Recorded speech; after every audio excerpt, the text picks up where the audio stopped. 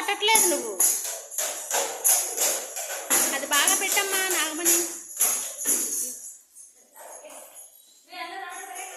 రౌండ్గా తిరగాలి. అది అలాగా